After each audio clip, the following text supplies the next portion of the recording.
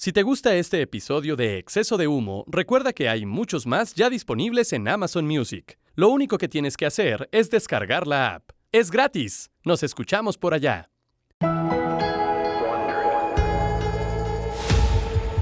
Hola otra vez. Estás a punto de entrar en las entrañas del podcast del que todo el mundo habla. Famosos de norte a sur y de este a oeste. Los farsantes con gloria, a quienes el universo conoce como el Deus Martinoli y el Dr. García, están listos para entregarnos su arte y su talento en esta producción original Amazon Music. No es por presumir, pero el humo de hoy no lo avienta ni el camión más viejo de la ruta que me digas. Así es que mantente aquí, porque ya comenzó Exceso de Humo. Este podcast contiene lenguaje explícito. Saludos para todos, ya escuchamos a Aquiles, como gente ya lo está conociendo, Dr. García Baeza, como el jugador del Toluca, Aquiles Baeza, es lo que le están diciendo a Aquiles Castañeda. ¿Cómo está, doctor? ¿Cómo andamos? ¿Cómo andamos? Otra vez aquí estamos, otra aventura más, otro exceso de humo más. Sí, hoy viene un humo fuerte, ¿eh? ¿Viene humo fuerte? Sí, ¿Por qué dice? Porque puede haber filosofía, puede haber letras, puede haber anécdotas, risas, puede haber anécdotas sobre elementos muy, pero muy famosos del mundo del fútbol, ¿no? Que este personaje ha estado al lado de ellos. O sea, ¿vamos a hacer un chismoso de usted? No, básicamente él tiene un don de la palabra excelso, doctor. Hemos trabajado con él durante mucho tiempo, ha trabajado en televisión mexicana desde hace más de 24 años. ¿Cuándo lo conoció al invitado usted? Yo, el señor que va a estar el día de hoy, lo conocí básicamente para el Mundial del 2006, porque al 2002 no vino. Al 2002 no, estaba laburando, dirán en Argentina. Y en el del 98, pues cuando yo entré, él ya había participado, ya había acabado el Mundial. Estaba en su residencia. Usted dormía en el piso ahí tirado con cobijas y demás cuestiones, ¿no? En Francia 98, sí, con cucarachas y todo. los pies a don Tonatiu. No, con Tonatiu no, con el señor Jaime Silver. Ah, ok. Sí, con Tonatiu no, era con Jaime Silver. Me confundí. Sí, Tonatiu era con el personaje con el que yo trabajaba, que le pedí chance de trabajar en la radio en Toluca, y con el señor Jaime Silver fue quien era un camarógrafo muy experimentado con nexos en los Estados Unidos, que me dio chamba para hacer freelance con él. El señor Tonatiu, que durante mucho tiempo cubrió Selección Nacional, pues. Mucho tiempo, sí, mucho tiempo. Desde Toluca era un programa de radio. Tenía un programa en el estómago el señor, porque le vociferaba el Océano Pacífico de una manera importante, ¿no? O sea, buen tipo, pero, bueno, no sé, buen tipo, tú lo conoces más, pero sí decías, pues. No, ese tipo de. Pues sí, se chingate unas pastillas. Ese tipo de programa nunca lo identifiqué. ¿Cómo? No, nunca lo identifiqué. Ah, eres un hijo de mí. ¿No? Oiga, doctor, hablando de eso. Sos un hijo de mí. Hablando de eso, hoy tenemos un programa. ¿De mal olor? ¿De la boca? No, o de pendejo, tenemos un programa estelar con respecto al tema central que nos lo va a decir hoy el señor Aquiles. O sea, hay tema central. Sí, okay, el tema conductor. Venga. Condiciones, época, ecosistema, entorno. Todo lo que rodea a un ser vivo condiciona o dirige sus acciones. Hay personas que a lo largo de la historia logran sobreponerse a él.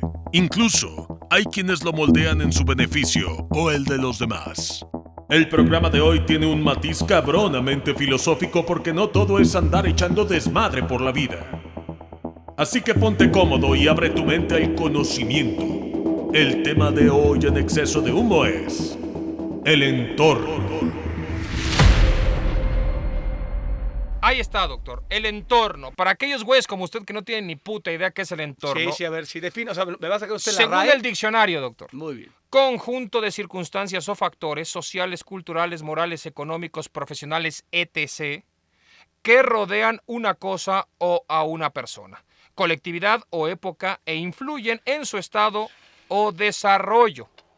Es decir, básicamente todo lo que te rodea. Ok, o sea, ya se puso usted muy pinche denso, ¿no? O sea, ¿en qué momento quedamos ya de ser tan pinches profundos? Por ejemplo, le voy a contar rápido una anécdota para que vayamos estableciendo, para dar contexto, ¿no? contexto a este asunto. Yo leí alguna ocasión en la revista El Gráfico de Buenos Aires a aquel mítico guardameta que durante mucho tiempo después fue incluso auxiliar técnico del Cholo Simeone en Atlético de Madrid.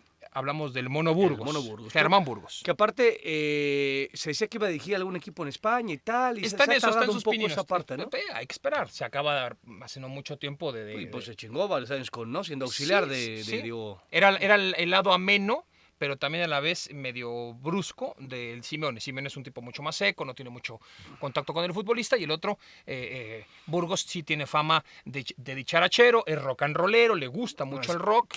¿Y qué contaba el señor? Él contó que, por ejemplo, cuando jugaba en River Plate, también se hizo famoso porque se comió un gol de media cancha de Chilavert y cosas por el estilo. Fue seleccionado de la Argentina, jugó mucho tiempo en River, anduvo por España también, jugó en el Atlético de Madrid. Había una publicidad muy famosa de él cuando regresan de segunda división el Atlético de Madrid, que él sale de una coladera en plena Gran Vía de Madrid, saca la cabeza y dice, volvimos, ¿no? O sea, cuando regresaron del ascenso del Atlético, cloaca, ¿no? Propiamente, sí. Y entonces, rápidamente lo que contaba el señor Burgos es que él, siendo un grandísimo fanático de los Rolling Stones para él son como, pues güey, su alma mater, lo mejor que le ha pasado en la vida, sus ídolos absolutos. Mick Jagger lo tiene como si fuera el Santo Padre. Y a partir de ahí, un día, los Rolling Stones tocan en la cancha de River. Y entonces ahí 60,000 personas en la tribuna, 70,000 tal, y a él le toca, incluso siendo jugador del club, le dicen, oye, si quieres llégate una hora antes, tenemos backstage, puedes ir a ver todo lo que rodea el escenario, todo cómo montan las cosas, llégate antes, incluso podemos ir a que te saques una foto, pues con la banda, güey, ¿no? Y con el señor Jagger, que pues para ti es tu chilaquil O'Neal, ¿no? Entonces dijo, güey, pues va, está emocionadísimo el cabrón. Dice que cuando se acerca a la zona en donde estaba, digamos, el vestuario camerino de estas estrellas, entre ellas la de Mick Jagger, que cuando le van a tocar la puerta con 5 guaruras que dicen, ¿qué sé, Germán? ¿Qué va a poder pasar, Germán? El güey se frena y dice, no quiero. ¿Por qué, güey? Ya te abrimos todo lo que es más difícil, acceder a la puerta de Mick Jagger y poder platicar o por lo menos pedir una foto, güey. Y que Mick Jagger sabía que venía el Mono Burgos. Seguro, le habrán avisado. Oye, güey. Un personaje de esta manufactura, sí. tal. Igual no lo conoces, pero es el portero de aquí, juega en la selección y... Pues, es un tipo honorable, ejemplar y tal. ¿no? Entonces, más allá de cómo esté Mick Jagger. Y dice entonces el mono dijo, ¿no voy? En ese momento dijo, no puedo, mejor me voy a ver el concierto. Oye, cabrón, pero después ya no vas a poder, ya no quiero verlo. ¿Por qué? Dice, lo tengo tan alto a Mick Jagger, tan arriba en el pinche pedestal, que yo no sé con qué me voy a encontrar después de que abramos la puerta. Con un tipo serio, con un tipo amable, con un tipo completamente enloquecido, con un tipo grosero, con un tipo afable, no lo sé. Y como puede haber un 50% de posibilidades de que me encuentre todo lo negativo, prefiero no verlo, porque no quiero que se me baje del pedestal esta figura. A partir de ahí, el Mono Burgos pues nunca pudo conocer a Mick Jagger y nunca supo si le iba a ir bien o mal. Pero tenía este recelo y esta duda de, cabrón, llega este güey, está medio encabronado, se pasó de copas, bien no sé qué, y de pronto te hace una pinche vereda, ¿y este qué hace aquí, este muerto? Que se salga o te escupe, te pisotea. Y entonces él no quiso saber eso. Y por consecuencia, a pesar de que el entorno se le abrió, que a veces lo más complicado de todo es tratar de llegar a los personajes, porque también hay una teoría, doctor. Antes de las redes sociales, cualquier persona, según especialistas sociales, decían que cualquier persona está a 6 contactos de poder hablar con cualquier otra persona del mundo. A 6 contactos. A 6 contactos. O sea, 6 personas. Unos dicen 4, otros dicen 6. Con cualquier persona. ¿Usted quiere hablar mañana con Barack Obama? Entonces, vamos a ver... Cuando mucho se tardaría 6 contactos para poder tener acceso a él. Claro, esos contactos uno tiene que ceder tras otro.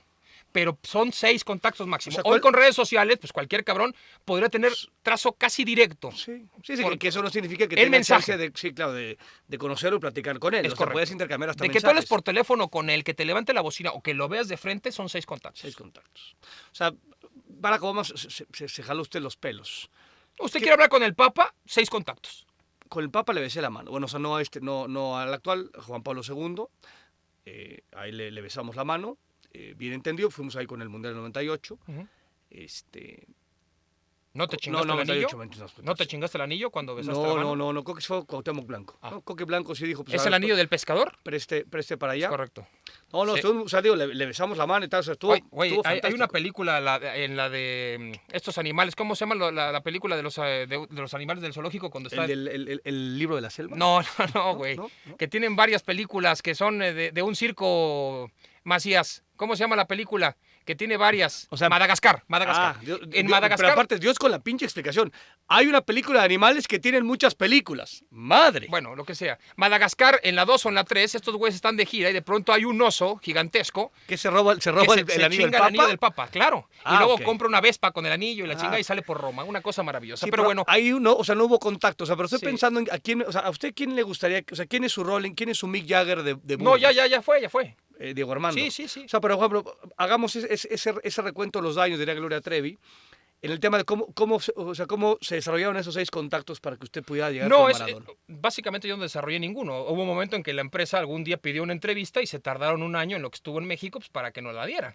A partir de ahí, pues no sé cuántos Ah, pues contactos es que llegaron. no está usted haciendo sus pinches, o sea, no está usted científicamente comprobando su tesis de No, los es que yo no le contactos. estoy comprobando nada, le estoy explicando lo que dicen los especialistas, a mí me vale madre. Pero, por ejemplo, ya le dije, las redes sociales hoy cierran todo. O sea, hoy la red social, un cabrón directamente que te odia, te insulta directo o te alaba. Pero en una. Ya que luego si tú quieres responder o no, es otra cosa. Pero ya se Y hay un corta ese contacto tema. más directo. Sí. Cuando no existía esto en donde todo el mundo puede opinar sobre una red, porque luego también estaba este tema de ¿por qué la red anda bloqueando gente y por qué censura? Básicamente la misma red que te dio la oportunidad de que te expresaras de lo que se te cante en los huevos y reclamarle a un arquitecto o maestro en arquitectura presidente de la cualquier República. pendejada tuya, es el mismo que pues, si te pasas de rosca alguna vez te No, tratarán pues, de digo, hay censurar. reglas, decíamos, es iniciativa privada, no es un Claro, tema es una empresa gubernamental. privada. No, es una empresa privada, Así hay es. reglas, las cumples, tienes voz, no las cumples, pues te bloquean. O sea, Pero sí, hoy tienes derecho, hoy puedes hablar, mandarle un mensaje al presidente de la República de Sí. cualquier país. Sí, tal cual. A cualquier cantante, o sea, a las figuras más aparentemente emblemáticas o complejas, tú puedes mandarles un mensaje. Después, no sabes si lo leyó él, si lo leyó Sí. su representante, su primo, el community manager que le llaman. Tú no lo sabes, pero se han cerrado estos entornos. Seguiremos platicando de eso, doctor, si le parece. Me parece bien eso, sí, porque no estoy entendiendo una chingada de los entornos. Por ejemplo, sí. nuestro entorno es Maciel. O sea, no tenemos No, entorno. pero no es el entorno, güey. Sí, claro. O sea, él es la puerta de entrada. No, sí tenemos como varias puertas de Su entrada. estatus mediático, no su estatus familiar. Tu entorno familiar pues, es tus papás, Sí, tu tus hermana, hijos, tu tus hijos, familia, este, tus hijos, tus primos, la peda, tus cuates. Está bien. Pero tu entorno de el doctor García es el pendejo de Macías. O sea, elegimos mal. No tienes entorno. Elegimos mal. Es O sea, correcto. fue una mala Tu elección. representante es tu entorno. Este güey es el que te hace hacia afuera más o mejor o peor persona para los que piensan cosas distintas de ti. O sea, mucha gente puede decir, el doctor es bien mamón. Y de pronto un día te conocen, pueden corroborar esa situación o pueden decir, no mames, no es tan mamón. Claro, igual para llegar a ti se tardan 15 años para llegar y te pisotean y te basurean para que tú les des una entrevista, pues es culpa de Macías y de los demás achichincles que tiene. O sea, y cuando, por ejemplo, tu entorno es mentiroso, porque dices de pronto, ¿no? Entonces, oye, Es un entorno de la chingada. o sea, te están buscando y entonces, oye, Maciel, ¿ya atendiste esto? No, pero pues, o sea, estoy de acuerdo. O sea, tenía que cercenar mi entorno, dice usted. Tenía No. que cortar mi entorno. Podría pensarlo mejor. O sea, en mi época de futbolista era José Manuel Sanz. Mi Ese entorno. era O sea, su digamos, entorno. era mi... ¿Sí? O sea, la posibilidad de llegada era Así José es. Manuel Sanz. Así es. Sí he bajado cabrón, ¿no? O sea, Yo creo José que Manuel sí. Sanz, o sea, hoy José Manuel Sanz maneja el gobierno de Morelos Así es. y este güey no maneja ni su casa, ¿no? No. En Guadalajara la maneja un tenista. ¿no? Maneja un Sí, tenista. es correcto. Un maestro de La tenis. Sí, maneja el maestro de tenis. es correcto, doctor. Qué tristeza. Es lo que tenemos, pero bueno, son los entornos. A veces, usted, aquí, por ejemplo, si usted quiere llegar a FEI, pues posiblemente habría que Macías, que es su representante, le marque al representante de FEI y por lo menos Sí. tendremos una entrevista con FEI. Sí, o podíamos mandarle un mensaje, decíamos, directamente. No nos funciona mucho eso, ¿eh? A mí me cortarían, ¿no? Estas cosas tan grandes que tengo. Por ejemplo, buscamos a cineasta Iñárritu para este espacio, mediante su hermano. El entorno se nos acortó rápido. Sí, estuvo rápido. Dijimos, Tenemos, vamos ¿no? con uno directo, es su carnal. Con Héctor Iñárritu, sí. ¿no? González Iñárritu, sí. Entonces, fue con el cineasta y el cineasta nos dijo, estoy desbordado, estoy abrumado, estoy inundado de situaciones. Pero bueno, O sea, mi entorno está intentando que te diga que sí por tu entorno. O sea, no estoy entendiendo nada. Esto me está costando trabajo el no, entorno. Macías está tratando de que Ahora- de desmitificar el entorno. tema, tomando en cuenta que vamos a hablar con un personaje que sobre entorno sabe. En el club en donde trabajó, durante mucho tiempo, con las personalidades con las que estuvo, qué tan difícil es manejar un club de esa magnitud, qué tan difícil es dirigir jugadores de esa magnitud, qué tan difícil es jugar con compañeros de esa magnitud, cómo son los entornos tan pesados que puede haber alrededor de figuras mediáticas. No estamos hablando de nosotros somos unos piteros, Sí, pero acá estamos hablando pero de gente muy importante. Usted decía bien lo de cineasta y nos mandó, o sea, nos mandó hasta un audio, ¿no? Así es, De mediante su carnal. el hermano, pinche vocerrón de la puta madre, Sí, tiene 96.9, era espectacular. 96.9, ¿no? Sí, era 96.9 ¿Con quién y los- con trabajaba quién en más Canal era? 5 con el señor Hernández y con Charo Los Fernández. tres voces de la puta madre, Sí, ¿no? sí, Luego grandes ya voces pasó, la de rompió. los 80-90, sí. Y con su voz, no, estoy haciendo una película y nos mandó... Estoy inundado. Dijo inundado. ¿no? Desbordado, inundado, una cosa de las palabras así. Sumergido, estoy sumergido. Estoy sumergido. Sí, O sea, sí, sí. esto es un tema de agua. Sí, Había, un pedo- había un tema de agua. Puede ser que sea una película de agua, cuidado. No sabemos, o pero sea, además, estaba en ya, un ya pedo de hicieron agua. Aquaman, cabrón. Pues no sé, igual fue el Titanic 2. Yo qué Poseidón. chingado sé. Poseidón. Concordia, güey. Exactamente. El Costa Concordia puede ser agua. Yo qué sé, doctor. Y dice, o sea, ahora resulta, o sea, pero tú también, o sea, está criticando mi entorno, el Sí. señor Maciel, hablando de José Manuel Sanz. De cuando eras jugador. Sí, cuando Maciel viene, o sea, de Olvera. O sea, tú eres el hijo putativo de Olvera. Ah, no sabía. O ¿Estuvo sea, trabajando Olvera con es un Olvera? representante de futbolistas Ah, que trabaja en México y en varios sitios. sí. Perversón, porque aparte tengo la maldita mala fortuna de que somos papás de la misma escuela, de nuestros hijos. Sí. Es más, nos tocó viajar ahí a Papijos, este campamento que vas con los hijos y tal, ¿no? Y Maciel, tú, ¿no? Mamabas teta de ahí. O sea que esta parte de Gobá, pues, tú no puedes opinar, güey. O sea, tú estás tan corrupto, tan oscuro, ¿no? Como tú. El Así es representante fácil. más bueno mató a su madre, diría el doctor. Eso le aplicaba a los enanos, ¿no? Sí, pero ahora decían estamos que el hablando del enano más bueno había representante. matado a su madre, ahora Sí. es el representante más bueno El mató a su madre. representante a veces, que forma parte directa del entorno de alguna figura pública, termina siendo a veces mucho más mamón y creído y se traga el personaje del güey que representa. Sí, sí. Sí, y que luego, o sea, y que hay de todo tipo, ¿no? Pero yo no sé aquí en México, o sí es en México, que si yo conocí varios, acaba siendo de pronto el amigo. Así fue Maciel, güey. O sea, Maciel Ujú. se los metió como la humedad Así y es. acabó siendo el pinche mamarracho que es tu cuate y tal. O sea, y es más, yo intento recordar en qué momento este güey y yo quedamos en que este güey iba a fungir como mi Sí, entorno, como, sí, sí, como sí. mi escudero. Pero de pronto hay representantes en México que son más incultos, que tienen menos mundo, ¿no? Sí. Que el personaje en cuestión, que aparte digo, el futbolista no es que sea un tipo culto, porque hay muchos que no le pegan a los libros, Pero hay otros que Pero sí, sí, son o la sea, minoría, pero el pero sí, simple hecho de- hay de todo. de que viajas y escuchas de pronto entrenador y a directivos y tal, o sea, de alguna manera tienes un poquito, ¿no? Digamos, de bagaje por la profesión, no porque tú te lo provoques, sino porque la profesión misma te lleva, digamos, a lugares y a viajar y a enfrentarte a cuestiones que dices, puta, pues, y a cierta edad. Entonces, pero de pronto ese entorno, esa primera puerta, tiene mucho menos argumentos que el Sí. jugador como tal, güey, ¿no? Así Que es. eso es lo que se vuelve realmente terrible. Y luego tienes otros entornos, porque ese es el que te representa y maneja la plata. Están los otros que no manejan nada, sino que te quitan la plata. Que eso es peor. Es O decir, sea, los vividores, Sí, sí. Sí, que es los aduladores. esta parte de rémoras. Que ¿no? está cabrón. Yo, por ejemplo, tengo una anécdota. Yo era reportero año 97 con el señor Silver, ahora que lo mencionábamos. Un día me dice, oye, güey, me están pidiendo del canal 22 de Los Ángeles que vayamos a Tucson, en Arizona. Era primavera. Dije, ok, perfecto, ¿qué vamos a hacer? Vamos a entrevistar a Samuel Sosa de los Cachorros de Chicago. No Y me dije, ¿y jodas. ese güey quién es? ¿A Sammy? cabrón? Sí, pero para explicarlo bien. Samuel Sosa en ese entonces no era todavía conocido como Sammy. O sea, ¿en qué años estamos No, hablando? estamos hablando del 96, O 97. sea, por ahí. ahí no le ponía todavía corcho a su No, bat, o ya le ponía, todavía no. o ya le había No, puesto ni se había corcho. operado, Nada. Ok, No, a ver, le explico.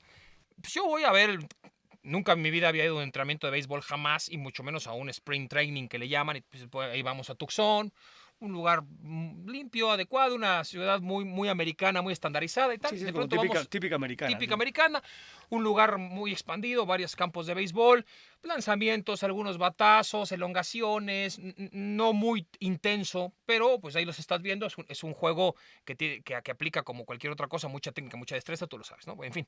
Y de pronto pues estoy en la tribuna, varios ojeadores ahí, gente de los Cachorros, otra gente aficionados que estaban ahí viendo, y yo pues estaba tratando de buscar al tal Samuel Sosa. Me dijeron, pues ¿qué número es? No, pues este. Ah, pues ahí lo veía el Samuel. pues a ver, pues le pegaba bien a la pinche bola. Y yo no tenía ni idea, cabrón. Decía, güey, pues pinche Samuel, pues sí. No, es que es la figura rutilante que va a irrumpir ya en las grandes ligas. Está pronosticado que va a ser figura mal. Y entonces lo ha pedido mucha gente de la comunidad beisbolera y sobre todo latina, dominicana y tal. Quieren escuchar a Sammy Sosa, güey. Pues está bien, vamos a entrevistarlo. A Samuel Sosa. Voy con Samuel. Esto del entorno, su representante, creo que puertorriqueño, me dice, ¿cómo está, chico? ¿No? Sí, oye, pues venimos sí, charoleamos con el canal, le interesó mucho la propuesta, saludamos a Samuel cuando acaba el entrenamiento, me dice, ¿cómo estás? ¿Todo bien? Le digo, oye, ¿nos das la entrevista acá o cómo quieres? Me dice, ¿tienes problema que lo hagamos en mi casa y me baño y tal? Digo, sí, perfecto. ¿En mi casa? Sí, dijo, vamos a mi casa. Perfecto. Pues yo no sabía, digamos, yo pensé que estaban concentrados en un hotel, pero bueno, pues él tenía una casa ya, no sé si rentada, comprada, en un fraccionamiento pues muy, muy típico americano, con ya sabes, jardín delante, jardín detrás, casa bonita, 2 pisos, de estas de madera, pero que son muy, muy, muy lindas. Pues llego a su casa, el tipo impecable, lo seguimos en su auto, nos dice, vamos a ir por acá, muy bien.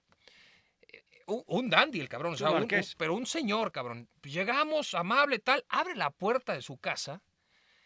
Y haz de cuenta de estas películas de lo que pasó el día después. O sea, güey, 3 güeyes tirados en la sala, un güey vomitado. Un tigre en el baño. 4 damas en bikini, cabrón. Chupes, comida.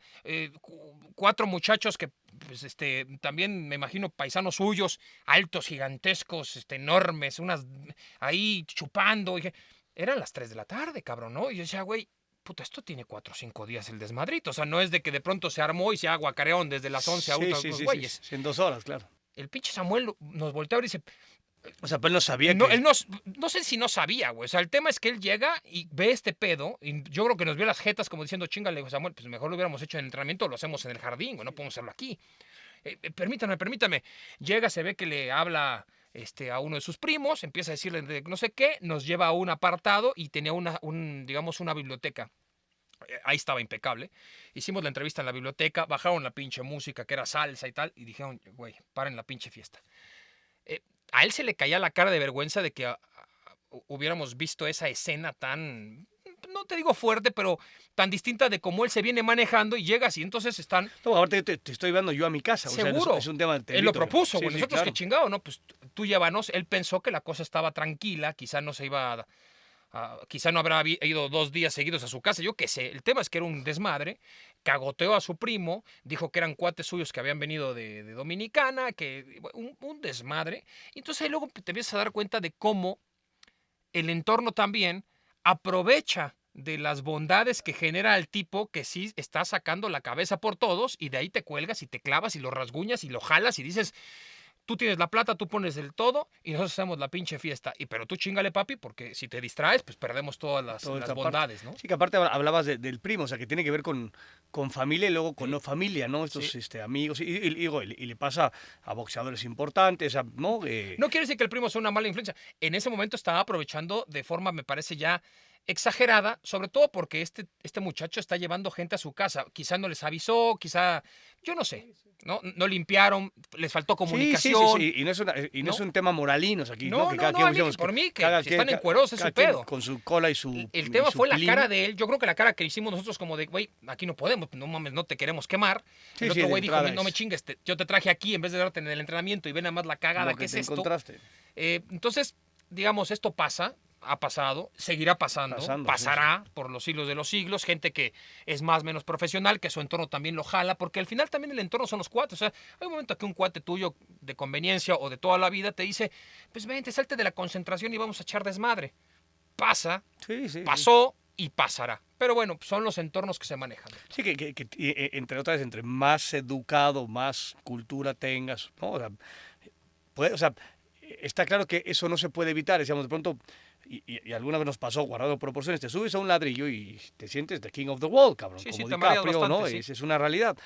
Y me parece que tienes que pasar por ahí, ¿no? O sea, no podrías no pasar por esa situación porque entonces el aprendizaje no sería, no sé si el adecuado, pero no tendrás esos pequeños raspones o cicatrices que pues dices, güey, es así, el camino es así, o sea, no puedo estar dándole vueltas a la glorieta 7 veces y salvándome como tal, tienes que atascarte y entender que, pues, que esa madre, güey, dura, ya lo dirá nuestro Cuauhtémoc Blanco, mi fe la dura 10 segundos y no pasa, o sea, se quedan los que realmente deben quedarse y deben estar siempre, ¿no? Cuando se va la lana y se va tal, güey, pues, desaparecen todos como ratas. Te quedas muy solo. Eso es más que evidente como tanto, si siempre te quedas con los mismos, pero que es válido, digamos, es válido esta parte de, ¿no? Decir, puta, pues ahora sí puedo y puedo Hay generar. bonanza, aprovecho. El tema es tratar de ir encontrando, como en cualquier cosa de la vida, ligeramente, ojalá lo más pronto posible tú te des cuenta, sobre todo tú o gente muy, muy centrada, encontrar un justo medio, ¿no? O sea, no hay que ser como que el que no hace nada, pero tampoco ser el que permito que se desborde el pedo y hay una distracción. Porque Samuel Sosa, a pesar al otro año fue Sammy. O sea, al otro año rompió con todo. La rompió. En esa temporada irrumpió en el béisbol de las Grandes Ligas y así hubiera en su casa un cabaret y un casino, un búfalo, el güey estaba concentrado en su pedo. Sí, hizo bien su chamba. Sí, o sea, uno no te exime del otro, digamos, y aparte hay tiempos y momentos. Sí, es complicado, ¿no?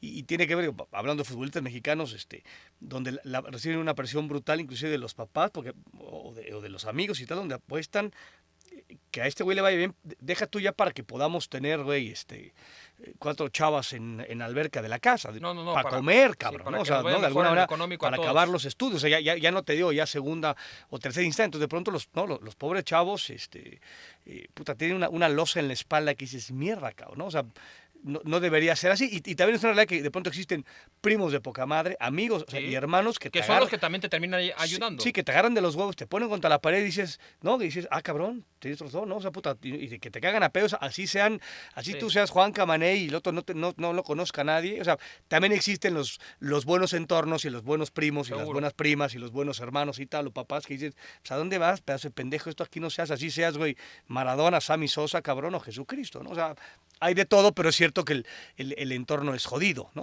Para los está cabrón. O sea, soportar a estas edades en donde, sobre todo el deportista, cuando es exitoso, generalmente es una persona muy joven, soportar estos madrazos de fama y fortuna a veces es bien complicado. Y te vuelves guapo y sexy, inteligente de la nada, de un día para otro. Igual no tienes nada, pero el ser famoso y el que te vaya bien económicamente te hace ver, cabrón, como, ¿no? Randelón, cabrón, sí, ¿no? Varios güeyes por lo menos tienen autocrítica, luego dan entrevista y dicen, oye, pero te salió tal el niño.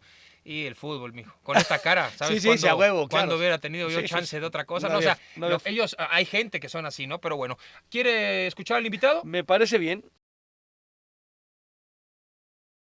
El invitado de hoy le acaba de añadir 2 o 3 rayas de glamour a exceso de humo. ¿Dónde se planta? Este maestro del fútbol genera reflexión inteligente.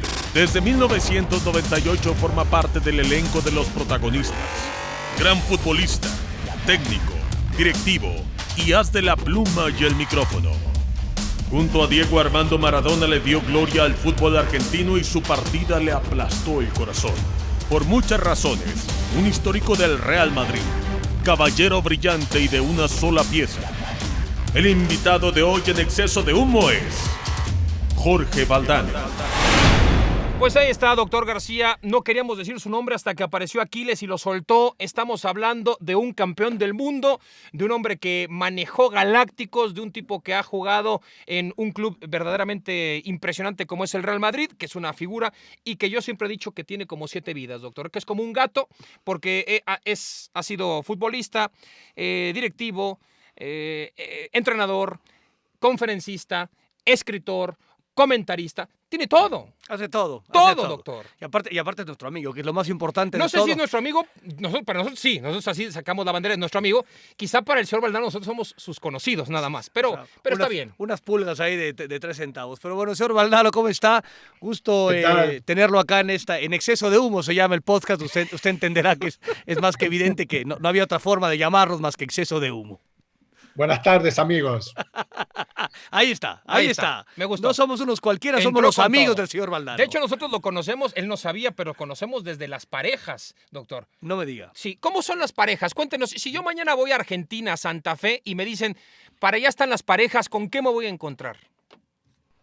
Bueno, Borges decía que todos los pueblos argentinos son iguales, incluso en su pretensión de sentirse diferentes, ¿no?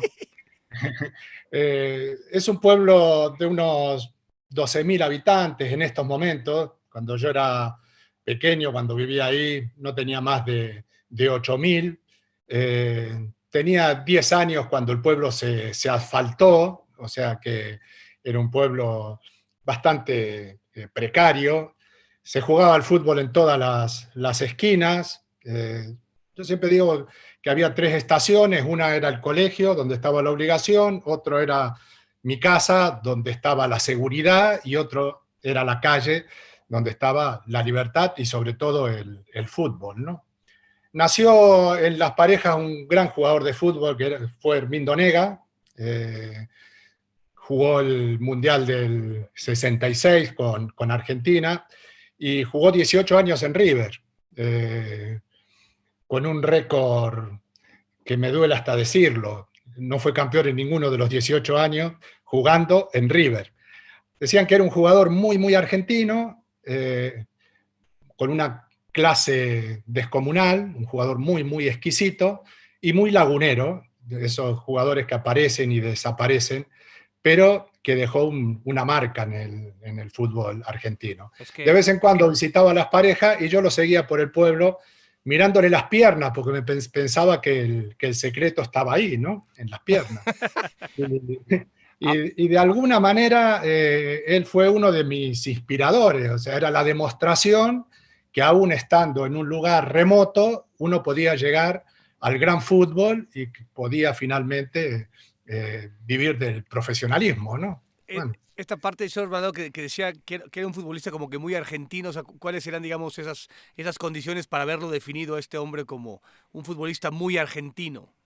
Dije las dos cosas: una, muy técnico, muy, muy técnico, con una relación exquisita con la pelota, y muy lagunero, o sea, corría poco, ¿no? Jugaba mucho y corría poco. En aquella época, si uno corría demasiado, es porque estaba demostrando sus carencias técnicas, ¿no? Había una visión del fútbol todavía muy romántica, por decirlo de algún modo, ¿no? Ahí el señor Valdano habla de Hermindo Onega, doctor, y a la gente que nos escucha.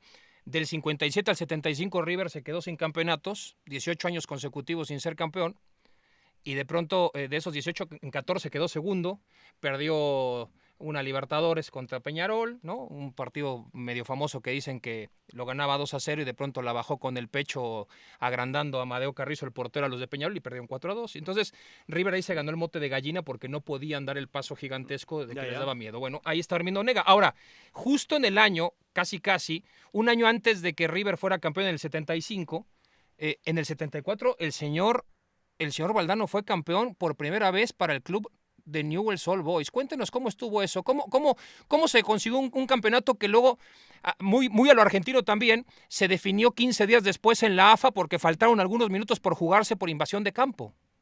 Sí, exacto. Efectivamente era la primera vez en la historia que Newell's alcanzaba un campeonato. Yo no he jugado ese año más que 7 o 8 partidos.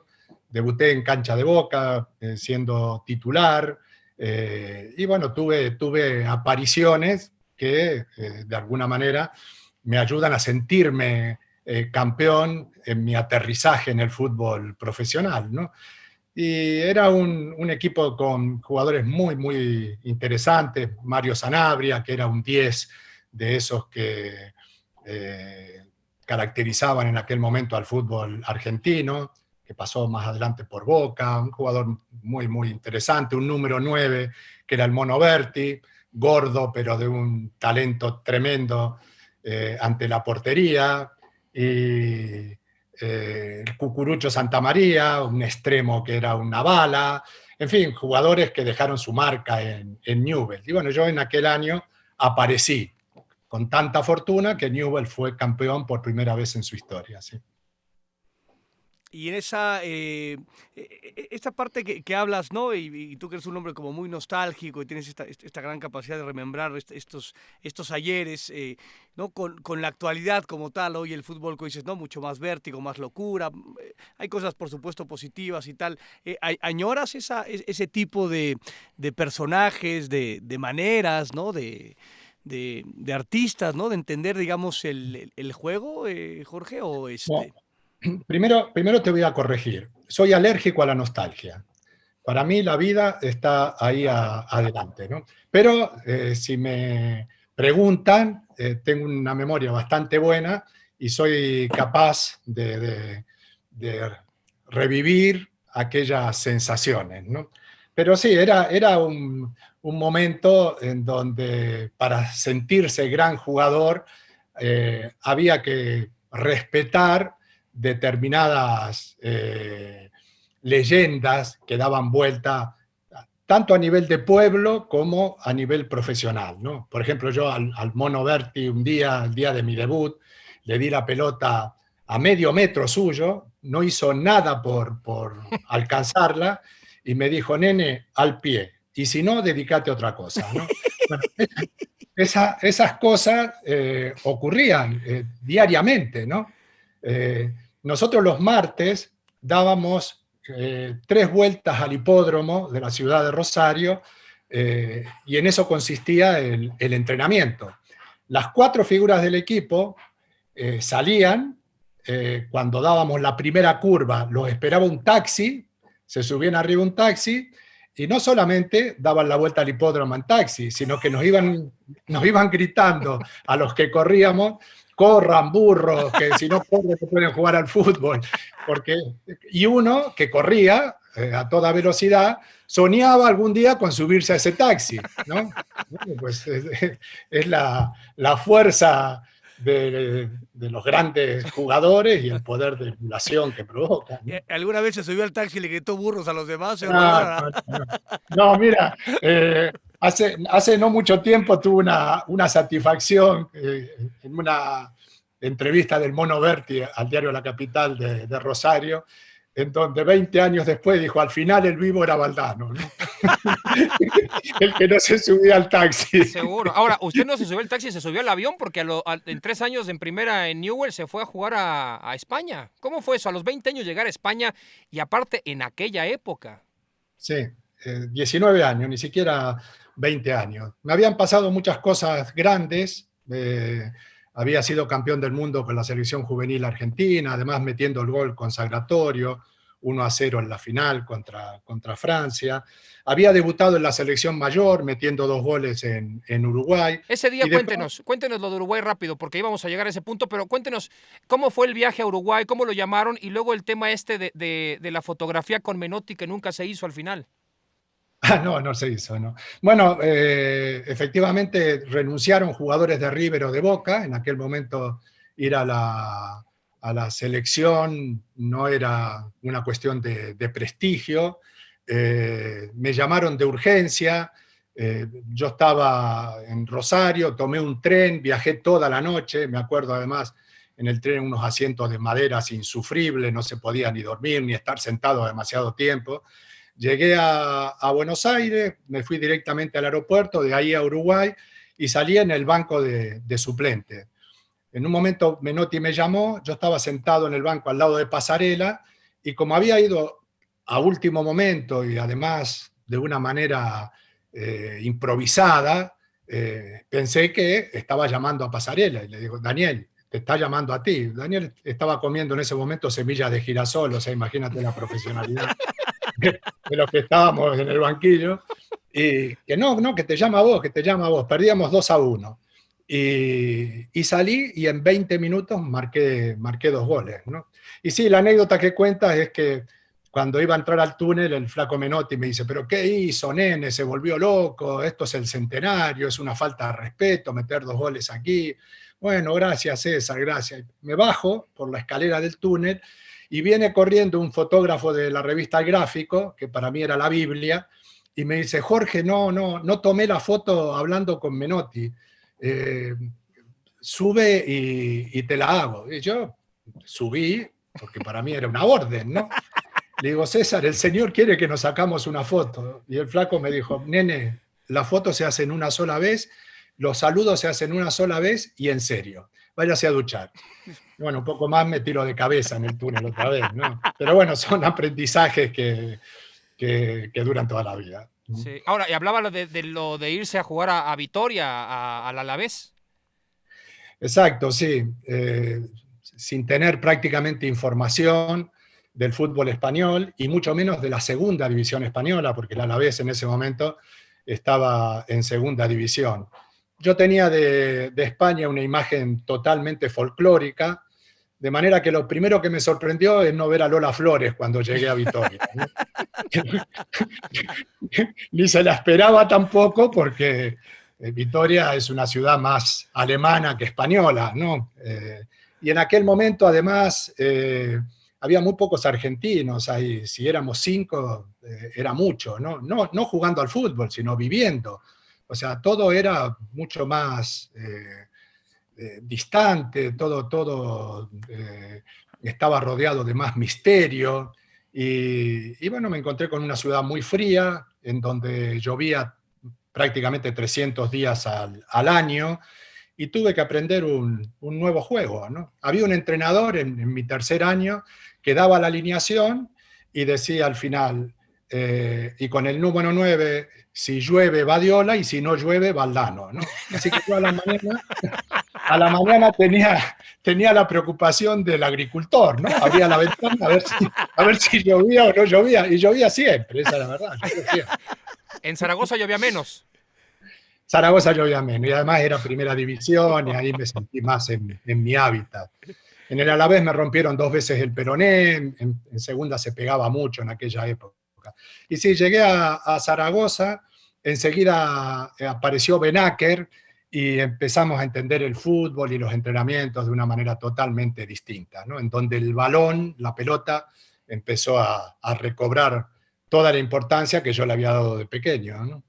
En esta migración, o sea, dices, ¿por qué voy al Alavés? O sea, estabas muy joven, o sea, ¿cómo se da esta decisión de decir, pues voy allá, ¿no? A ver qué carajo me voy a encontrar? Como dices tú, pues, hoy podemos, ¿no? Le pegas un clic a la computadora y tienes un mundo de frente, conoces muchas cosas. Te sale hasta dónde, qué lugares tienes que visitar y en dónde comer. Exactamente, por dónde sí y por dónde no. Y ya estabas, ¿no? De alguna manera habías tenido contacto con la selección argentina. ¿Por qué decides emigrar, ¿no? Mira, a mí me faltó mi padre desde los 4 años, una edad en donde uno, digamos, no es consciente de la pérdida, ¿no? Pero cuando tenía 18, 19 años sí que hubiera necesitado de una voz adulta que me orientara, ¿no? La decisión la tomé solo. Vinieron un día y me hicieron una propuesta a las 8 de la tarde y tenía que contestar al día siguiente a las 8 de la mañana. Tomé el coche, me fui a mi pueblo y le dije a mi madre, me voy a España. O sea, ni siquiera fui a preguntarle qué le parecía, sino le fui a comunicar que me iba a España. Había en Argentina en ese momento una desorganización tremenda, y no solo en el fútbol, y me había prometido irme de Argentina a la primera oferta que se me presentara. Llegó del Alavés y dije que sí inmediatamente, ¿no?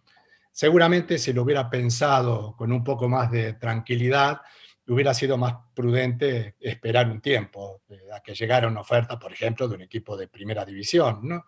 Pero nunca me arrepentí, porque fue una experiencia dura, la de Vitoria, pero me maduró mucho en lo personal, mucho en lo personal. A veces Y el eso tren pasa una sola vez, ¿no? Uno nunca sabe sí, cuántas veces más va a pasar nunca el tren. sabe, uno nunca sabe, efectivamente. Y, Pero y el tren del Argentina Madrid, Argentina era en ese momento un caos. Fíjate que yo estaba en ese momento concentrado con la selección argentina y el fútbol argentino estaba en huelga, de manera que estábamos concentrados, pero teníamos prohibido entrenar a las órdenes de Menotti, de manera que nos ponían un autobús, nos llevaban a un parque y ahí entrenábamos nosotros sin ninguna dirección, ¿no? O sea, hasta ese punto llegaba el caos en el fútbol argentino, ¿no? Le pregunté a Menotti, me dijo, si el Mundial empezara mañana, usted estaría entre los 25, no de titular, me dijo, pero lo que yo no le puedo prometer es que mañana esté yo en la selección argentina, porque esto es un desastre de organización, ¿no? Bueno, ante esa opinión, pues agarré el avión y me fui a España. ahora, lo bien que habrá jugado usted en el Zaragoza para que de pronto un equipo como el Madrid, con límite de extranjeros, le termine contratando, ¿no? Sí, fui el primer jugador que se quedó libre en España y sí, fue un momento en donde no era fácil encontrar lugar como extranjero. El Madrid tenía a Stielic en este momento y yo llegué como segundo extranjero. Al año siguiente, con la llegada de Hugo Sánchez, el que se tuvo que ir fue Stielic, ¿no? No era, Y no la, era, no era fácil en ese momento seguro. encontrar acomodo Ahora, y en la un Quinta club. del Buitre y toda esta historia, era un equipo que por lo menos de cabotaje arrasaba feo, ¿no? Sí, pero fíjate que yo llegué y pensé que había llegado en mal momento. O sea, terminamos la liga a 15 puntos del Barcelona, por detrás del Barcelona, pero a 15 puntos, o sea, a una distancia sideral. Nos salvó la Copa de la UEFA. Ganamos una Copa de la UEFA con partidos muy impactantes en aquel momento donde surgió lo del miedo escénico y todo aquello, ¿no? Y de pronto llegan al club en la temporada de verano Maceda, Gordillo y Hugo Sánchez. Y sale la Quinta del Buitre entera. De manera que al año siguiente fuimos campeones y le sacamos 15 puntos al Barcelona. Fíjate la diferencia, ¿no? En una temporada, de terminar 15 puntos atrás a terminar 15 puntos adelante. Y la vida en el Madrid, aparte, bueno, has pasado muchísimo tiempo ahí, ¿no? Como dirigente, como entrenador, como futbolista, figura. Los que no la conocemos, ¿no? Siempre es como un lugar seductor y fascinante. ¿Cómo es el Real Madrid? ¿Cómo se maneja, ¿no? ¿Cómo se manejaba en esta época que tú estuviste? ¿Cómo es actualmente, ¿no? Porque, insisto, los que estamos afuera, daría la impresión que es un castillo que nadie puede tocar y nadie puede conocer, y los recovecos y los fantasmas y todo lo que pasa adentro resulta seductor a la distancia porque conocemos un carajo, ¿no? Bueno, porque hay mucha leyenda alrededor del club. Sin embargo, cuando a mí me tocó llegar en la vieja ciudad deportiva del Real Madrid, todo resultaba más familiar. Había una cafetería y ahí desayunábamos cada uno lo que se le daba la gana, y además un desayuno que había que pagar, no es como ahora que tiene 5 nutricionistas, 6 cocineros, no hay un terrón de azúcar a 10 kilómetros a la distancia. En aquel momento todo era más improvisado, digamos, ¿no?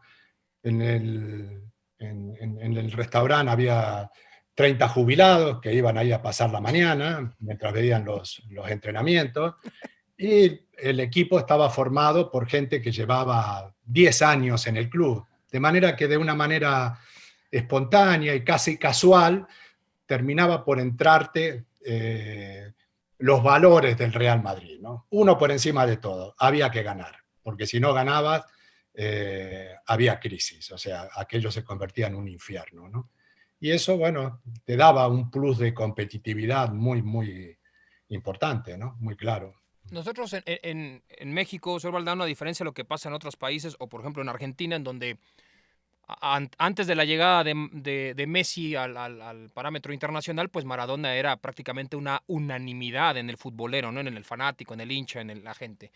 Sigue siéndolo para mucha gente y el cariño y tal. Y con Hugo, que creemos, por lo menos Luis y yo, y mucha gente que lo vio jugar, que ha sido el mejor futbolista mexicano de todos los tiempos, a mucha gente en México no se le maneja esta idolatría a Hugo porque quizás su personalidad a mucha gente no le gusta. Aquí no estamos para hablar cómo era Hugo, si era buena gente, mala gente. Usted que jugó con él, ¿le puede explicar a nuevas generaciones quién era Hugo Sánchez en la cancha de fútbol? Bueno, en primer lugar, un gran profesional, un tipo que se quedaba una hora después de cada entrenamiento a tirar al arco de todas las maneras posibles, ¿no? En segundo lugar, un jugador muy, muy inteligente, clásico 9, que convenía ver desde detrás de la portería para robarle cosas, sobre todo desmarques, porque se movía muy bien sin la pelota, ¿no? Y luego, como personaje, fue de alguna manera un pionero, ¿no? Un Beckham cuando no existía la mercadotecnia. El hecho de que saliera de los entrenamientos con un secretario detrás que iba repartiendo fotos, nos producía a los demás un impacto, ¿no? Una extrañeza, pero bueno, lo que demostró es que era un adelantado a a su tiempo en cuestiones de marketing, ¿no? Pero luego tenía una relación con el gol maravillosa, le pegaba muy bien a la pelota, era muy simple jugando, muy simple, pero hacer simple lo complejo, hacer simple el gol, es un gran mérito. Era un enorme jugador, no de nivel maradoniano, pero un jugador de esos que marcan una época, ¿no? Sí, en esta parte ¿no? de la idolatría que en México nos cuesta trabajo, ¿no? Yo no sé si es una situación cultural, el respeto a una figura así, un tipo polémico, o sea, de pronto tú jugaste con él, pero el tipo le acabas de decir, yo soy el mejor y yo voy a meter 100 goles y tal, y aquí de pronto estás en México, puta, pero ¿por qué dices esas cosas, cabrón? ¿No? Y de pronto el tipo lo decía y luego te lo hacía y te plantaba cara y lo resolvía, y eso al mexicano, ¿no? Nos sigue incordiando, ¿no? No con esto quiero decir que todo lo que tenga que decir Hugo Sánchez en la actualidad va a misa y debemos estar de acuerdo, porque luego sí se tira algunas locuras que dices, no jodas, argumentame mejor. Pero sí hay un tema bien complicado de entender esta parte de idolatría, ¿no? En relación al mexicano y bueno, al argentino y al español. A Hugo le costó esa parte. Es el mejor futbolista de nuestro país, lejos, ¿no? Junto con Rafa Márquez, pero para mí todavía por encima de Rafa Márquez, por sencillamente la dificultad de la posición. Y somos incapaces de rendirnos, ¿no? Ante esa grandeza. También es verdad que lo decía Cristian ahora, estas nuevas generaciones que creen que el fútbol pues empezó el día de ayer, ¿no? El martes pasado y que nos cuesta profundizar cuando tenemos hoy toda la información, ¿no?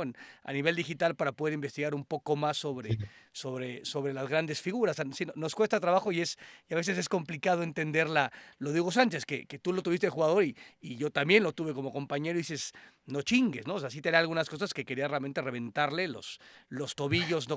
Con todas las partes del cuerpo, pero que el tipo lograba esa locura de ídolo o de figura que sobre todo en México no se da, porque igual en Argentina, ¿no? en otras partes del mundo, Brasil y tal, estos locos y cracks y tal, siempre ha habido, ¿no? O surgen cada ciertos años.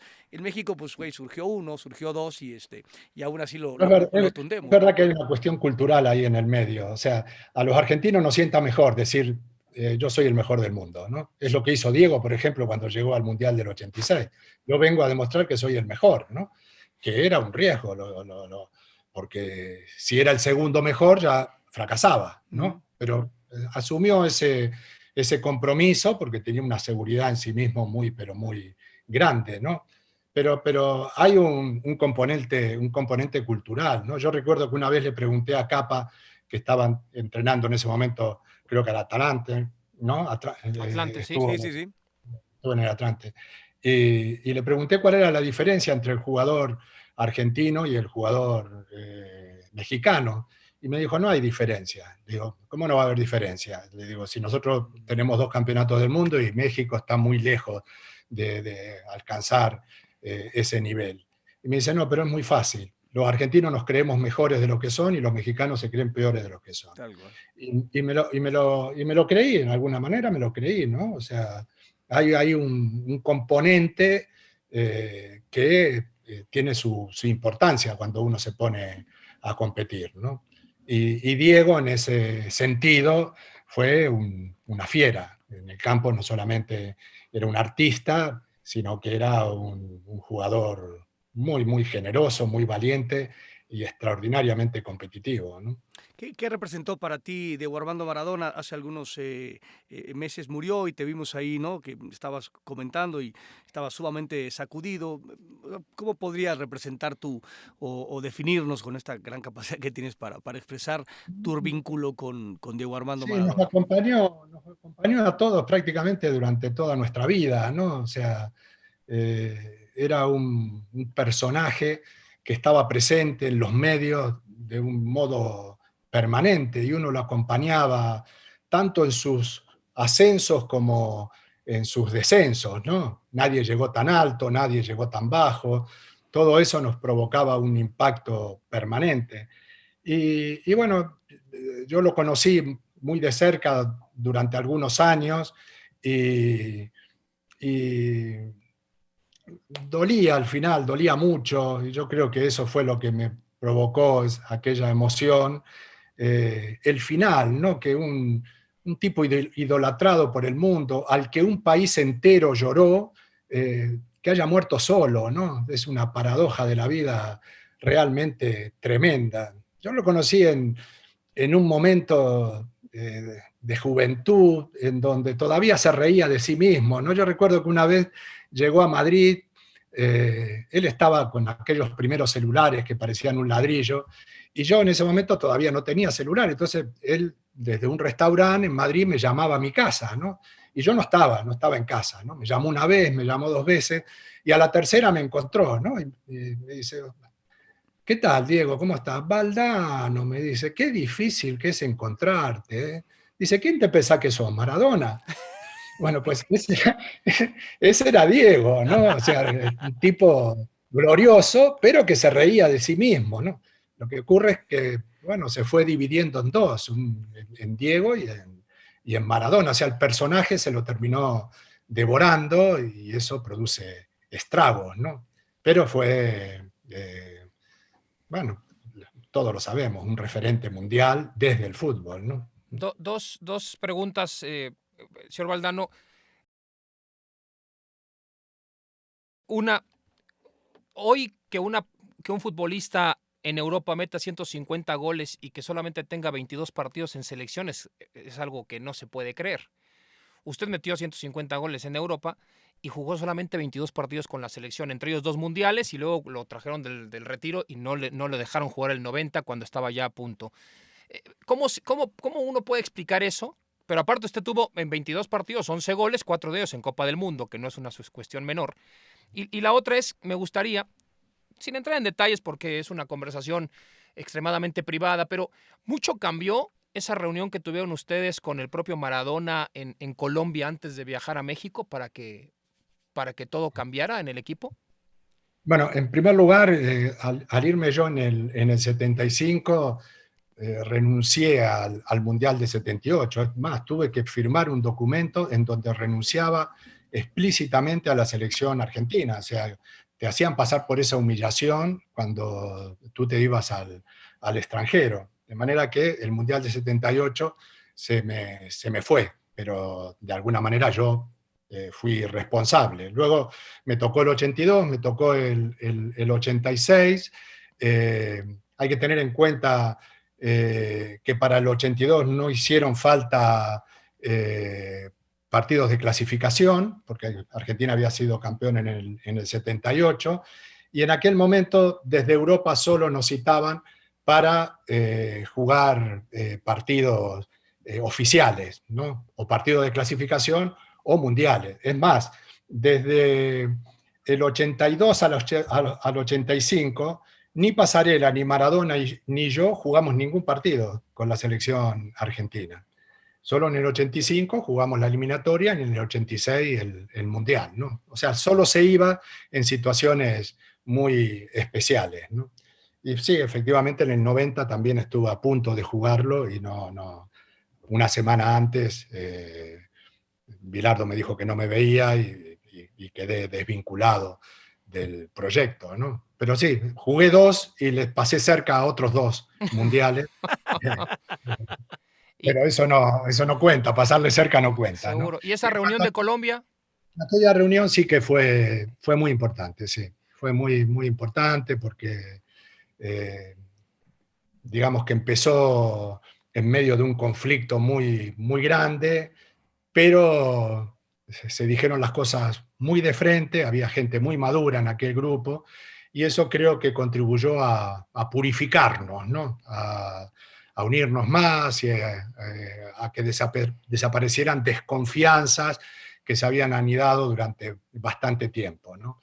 Hay que recordar que Pasarela y Maradona en ese momento tenían una relación muy tensa, porque Pasarela fue el capitán del 78 y Bilardo nombró capitán a Maradona para el 86, pero para eso le tuvo que quitar la cinta a Pasarela. Aquello provocó, bueno, si no un conflicto, sí una distancia entre dos jugadores que tenían una importancia tremenda. Los dos capitanes de los únicos campeonatos del mundo que tiene Argentina, ¿no? Pero bueno, purificar el ambiente a través de reuniones, digamos, agresivas, difíciles de gestionar, creo que fue un logro importante del grupo entero, ¿no? ¿Cómo, cómo le hiciste para, o sea, los que somos fanáticos tuyos y conocemos tu historia y un poco inclusive tu forma de pensar y de ser, con César Luis Menotti, ¿no? Una empatía, me parece, en ideas, en filosofía, y de pronto, ¿no? Vas y caes en manos o te toca como comandante en jefe Carlos Salvador Vilardo, ¿no? Con una filosofía totalmente distinta, ¿no? Decía Messi, digo, Menotti, pues, que te pasaba por el jardín y pisaba las rosas y demás. ¿Cómo hiciste? ¿Qué esfuerzos tuviste que hacer? Eres un tipo muy inteligente, pero ¿cómo te, ¿no? te moldeaste para decir, bueno, pues este es Argentina, tengo que jugar por Argentina, una Copa del Mundo, pero está un tipo que igual en filosofías pues no somos tan empáticos, ¿no? Así es, digamos, yo fui campeón con Bilardo, fui 12º con Menotti, pero el campeonato no me movió ni una idea de lugar. Yo he seguido siendo menotista, estoy mucho más identificado con esa escuela. Cuando acepté la invitación de Bilardo, lo hice afrontando todas las consecuencias. O sea, no, no llegué a la selección Argentina encerrado en mi burbuja, sino aceptando reglas de juego que eran muy distintas a las que yo había soñado, y en algunos casos hasta antagónicas a las que yo aspiraba o lo que yo sentía, ¿no? Pero francamente no me costó tanto trabajo, porque todo lo que hice en la selección argentina no era muy distinto de lo que hacía en el Real Madrid. O sea, que era un delantero que llegaba al gol con cierta frecuencia, pero que corría como un centrocampista, ¿no? Eso a Bilardo le encantaba. Y me cambió muy pocas cosas. Una de las más importantes fue en la final, cuando me mandó a hacer hombre a Briegel, que bueno, que no es lo que uno espera cuando sueña una final de la Copa del Mundo, pero yo no estaba ahí para sabotear el proyecto, estaba ahí para defenderlo y lo hice muy disciplinadamente. Y además debo reconocer que Bilardo tuvo conmigo un comportamiento exquisito, o sea, nunca estuvo a la defensiva, aún sabiendo cuál era mi inclinación ideológica, por decirlo de algún modo un poco, un poco grande. Me respetó el número que llevaba en el Real Madrid, o sea, solo Pasarela, Maradona y yo seguimos jugando en la selección con los números que traíamos de nuestros equipos, o sea, todas esas diferencias sí que las tuve en cuenta y bueno, me adapté sin demasiadas dificultades. Para mí jugar en la selección estaba por encima de cualquier idea. Meter un gol en un mundial debe ser espectacular. Luis me lo ha platicado muchas veces, los goles que él anotó en el 94. Ahora, meter un gol en la final del mundial debe ser verdaderamente, pues digamos, el tema cumbre de un jugador, ¿no? Sí, es la culminación. O sea, no te puede pasar algo más grande, ¿no? Que el de meter un gol en un mundial. Yo ese día entendí que la felicidad tiene un límite. Y cuando uno sobrepasa ese límite, es el clásico momento en que se dice, esto no me está pasando a mí, ¿no? Y cuando aquella pelota entró, lo primero que se me pasó por la cabeza fue, esto no puede estar pasándome a mí, ¿no? Bueno, es como que algo te superó, ¿no? A mí, yo tuve dos momentos, esto no me está pasando a mí. Uno cuando me caía del helicóptero y otro, las dos veces en México. Pero... Sí, eso qué conexiones, ¿no? Uno de los puntos más altos de felicidad que ha tenido en cuestiones, por supuesto, estrictamente laborales y el otro, un tema de lo más macabro, ¿no? Qué conexión con México tan fuerte, ¿no? Pero yo no sé cuál de los dos es más feliz, ¿eh? Sí, tal cual. Que caerte y salvar la vida y seguir contándolo, pues al final termina convirtiéndose en un hecho afortunado, ¿no? Pero bueno, claro, efectivamente, no comparable con marcar un gol en una final de Copa del Mundo. Aquí estamos para la gente de Amazon y esta parte la hemos escuchado algunas veces y yo cada vez que la escucho me mato de risa y me encanta esta parte que hiciste, ¿no? Con Troviani, me Sí, parece. con la de Troviani, sí.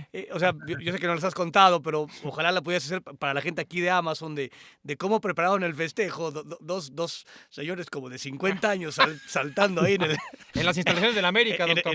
en el cuarto del vestidor, ¿no? Digo, en el cuarto la noche anterior y que a final de cuentas acabaste festejando de la misma manera con el gol, ¿no? Bueno, yo había fallado un gol imperdonable frente a Bélgica. En el último partido, en el último minuto del partido frente a Bélgica, Maradona hace una jugada excepcional, en donde elimina también al arquero, a Piaf, me la tira hacia atrás y yo me encuentro con un penal sin arquero y la tiro 20 metros por encima del travesaño, ¿no? Y entonces Marcelo Troviani, mi compañero de habitación, fue mi paño de lágrima, ¿no? Empezó a consolarme de todas las maneras habidas y por haber. Y a los 2 días cambió de táctica. En lugar de seguir hablando del gol que había fallado, empezó a hablarme del gol que iba a meter, ¿no? Y efectivamente me dijo, y además lo vas a gritar conmigo, vamos a ensayar. Y los dos, con 30 años, gol, gol, gol.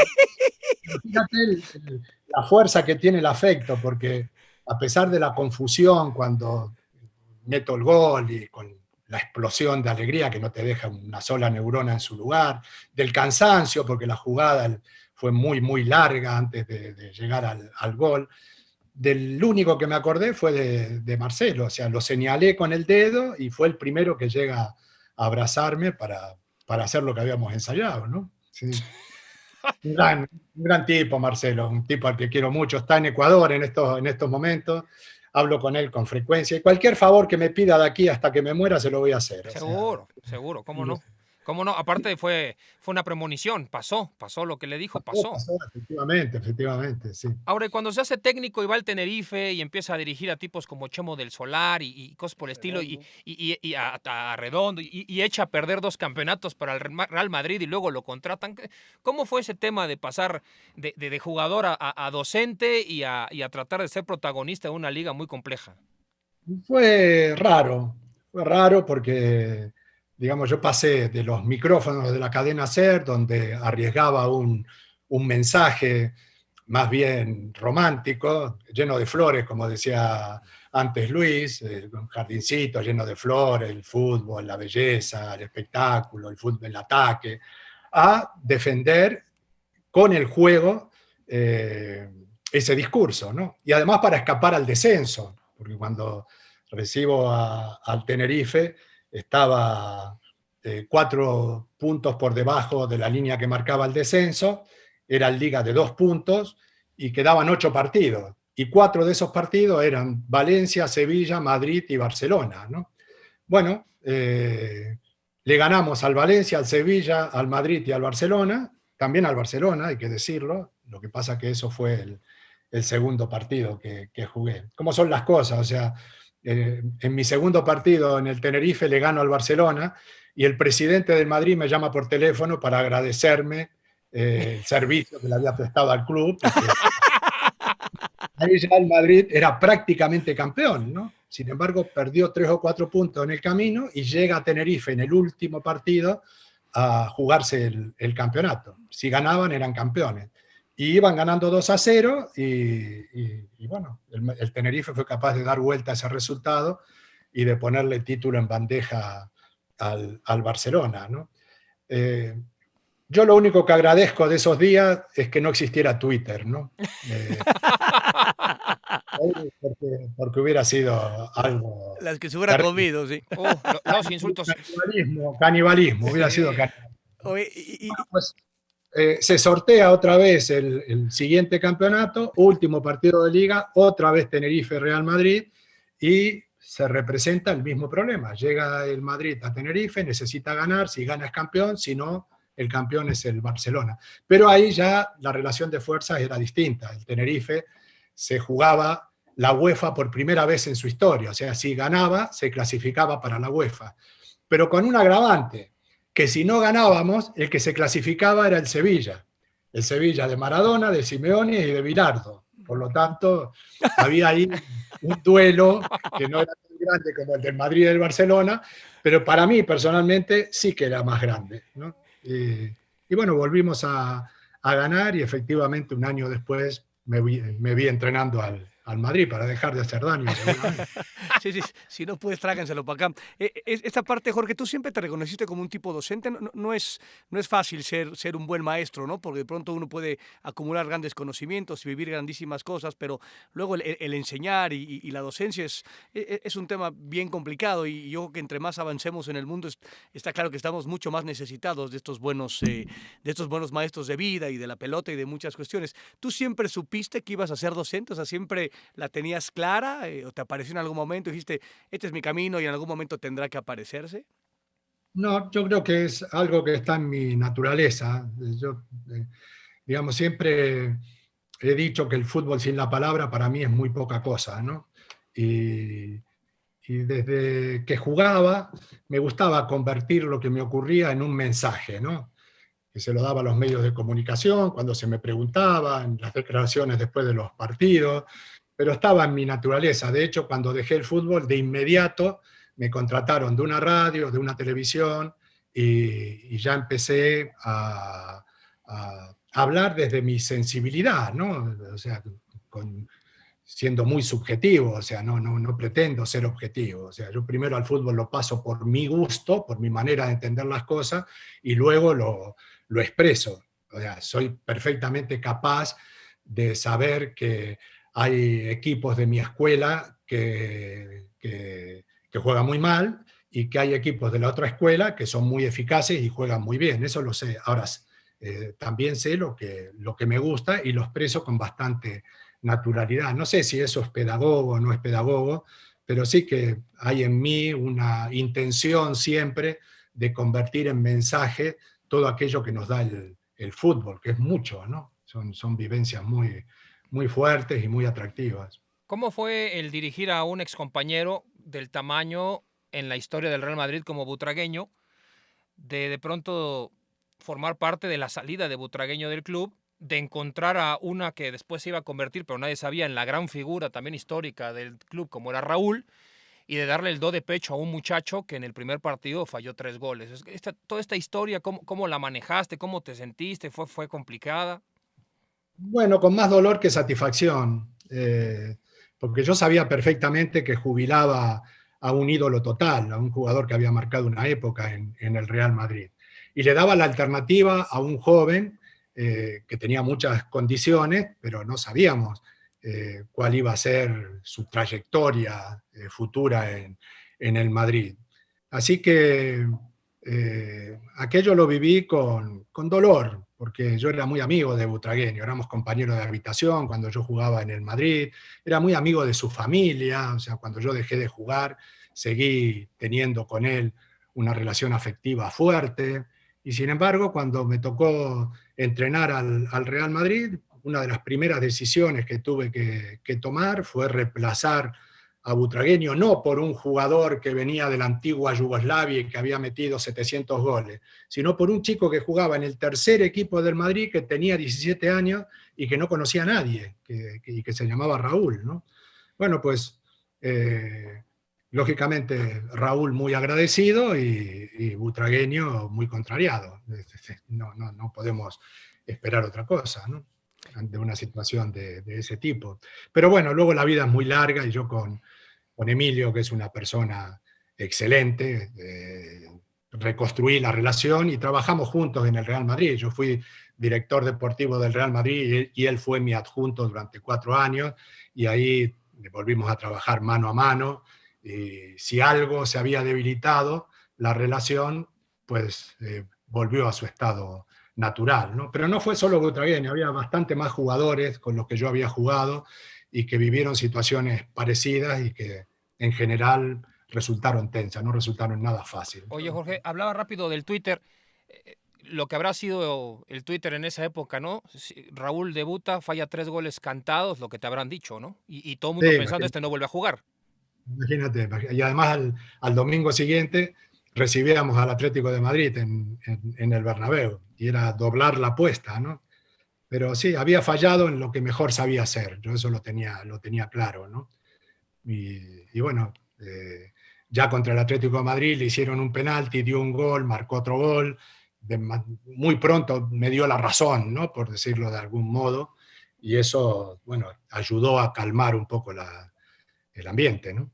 Después viene esto de la dirección deportiva, ¿no? De ser ya un manager general, un director general del Real Madrid. ¿Cómo se da ese proceso? ¿Cómo lo viviste? ¿Lo disfrutaste? ¿Te gustó? ¿No te gustó?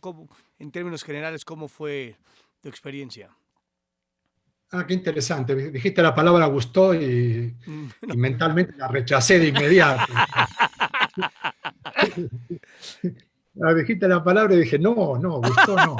La palabra no es gustó. La palabra fue me interesó mucho porque, digamos, llegaba Florentino Pérez al Real Madrid con las ideas muy, muy claras y aquello, sobre todo con la contratación de los galácticos que empezaron a caer año por año, fue un antes y un después en la historia del fútbol, ¿no? Y yo en ese antes y después era el antes.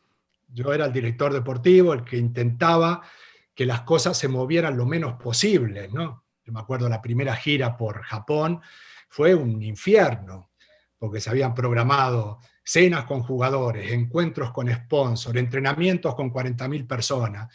Y el entrenador me decía, oye, pero ¿esto qué es? Vamos, esto no es un equipo de fútbol, esto es cualquier cosa menos un equipo de fútbol. O sea que el cambio fue muy, muy grande. Y yo era el que intentaba detener el cambio, el que intentaba hacerlo más lento, ¿no? Yo recuerdo que el director de marketing me dijo con toda razón, yo esto solo lo puedo hacer desde el conflicto, Jorge. Y era el conflicto conmigo, Sí, claramente, ¿no? Pero bueno, fue una experiencia así muy, muy, muy interesante porque el fútbol que tenemos ahora es heredero de esa época, ¿no? Y hay 2 o 3 frases de Florentino Pérez que fueron proféticas, ¿no? La primera, este es un juego de héroes, los héroes no tienen precio, y además lo demostró, pagaba lo que fuera por un jugador como Zidane o como Ronaldo, y la última, esto lo inventó Santiago Bernabéu, no lo inventé yo, ¿no? Lo que sí inventó él fue que el fútbol ya no se defendía como negocio solo en la grada, vendiendo entradas, sino que se vendía a través de la televisión, de la venta de camisetas, del impacto mundial, ¿no? Y eso, bueno, estar ahí en ese momento para mí fue de una enseñanza muy grande. Dirigiste a Romario en tu época con el Valencia, un tipo, ¿no?, exótico, un crack, un fenómeno, un fuera de serie, y de pronto tuviste a todos estos galácticos. ¿Qué era más complejo? ¿Ronaldo o Romario o Figo o Beckham o Zidane o todos Ronaldo, juntos? Ronaldo y Romario de alguna manera tenían puntos en común. 2 cracks excepcionales, 2 jugadores que uno tendría problemas en elegir a uno o a otro como el mejor 9 de la historia. Digamos, con un campo de acción más pequeño en Romario, pero dentro del área grande era Maradona, y el otro tenía un campo de acción muy, muy grande, o sea, recogía la pelota en su propia área y ya te daba sensación de peligro, ¿no? Por eso yo algún día dije que no era un jugador, era una manada, ¿no? Pero sí, dos jugadores extraordinarios y que tenían una relación con la profesión también parecida, ¿no? Hace poco le hice una entrevista a Ronaldo y me dijo, bueno, tampoco es tanto lo que yo hacía, me dijo, yo no, se habla mucho, pero yo me portaba bien, dice, yo solo salía cuando ganaba, dice, claro, el problema mío es que el Madrid ganaba siempre, dice. Y era el problema, Sí, sí. salía poquito. ¿En qué equipo Problema jugaba? bárbaro, claro, el Sí, pobre. no era él, sino el equipo en el que jugaba, sí, totalmente. Claro, Porque hoy hablamos de entornos. ¿Qué entorno, no? ¿Es tan así el Real Madrid, sobre todo de esa época, los Galácticos? ¿Es más lo que se dice o sí es todo lo que se dice y se queda corto? ¿Es más la ficción o es más la realidad?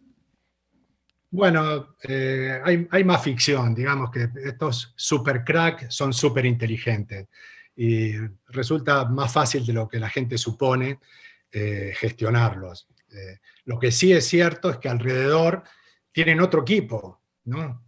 Un equipo entero de personajes que influyen seguramente más que el presidente, más que el entrenador y más que el director deportivo, ¿no? Porque son gente que cuidan sus intereses, no los intereses del equipo, ¿no? Y eso lógicamente provoca en algún momento cierta distorsión, ¿no? Pero, digamos, hay que ponerse de acuerdo con los tiempos y el hecho de que ya duerman en habitaciones individuales, de que cada uno tenga a su alrededor un equipo para que le lleve desde la prensa a las redes sociales, su finanza, su finanza, en fin. Todo eso, lógicamente, los distrae. En nuestra época, Luis, teníamos muy pocas posibilidades de distraernos. El fútbol era lo único que teníamos y a él nos dedicábamos en cuerpo y alma. Ahora un jugador a lo largo del día pues tiene que responder a distintos tipos de ofertas y muchas de ellas además se las consigue el club, ¿no? Y por lo tanto tiene que responder también a exigencias del club que no son estrictamente futbolísticas. Bueno, son los tiempos que nos tocan vivir, sencillamente. Hablabas de Romario y de Ronaldo, ¿no? Otra vez, dos tipos salerosos en toda la extensión de la palabra. Y con Zidane, o sea, porque hoy vemos a Zidane otra vez a la distancia, sin conocerlo ni mucho menos, pero da la impresión que es un sanador, ¿no? O sea, todo lo cura, es pragmático, habla poco, o sea, pero es sanador. ¿Cómo es Zinedine Zidane? ¿Cómo Bueno, viviste tu época con él? como jugador era exactamente igual, un sanador, exactamente un sanador, un profesional que te creaba cero problemas, cero problemas. Yo recuerdo que un día terminó un partido fantástico, eso, en donde él había bailado sobre el Bernabéu, ¿no?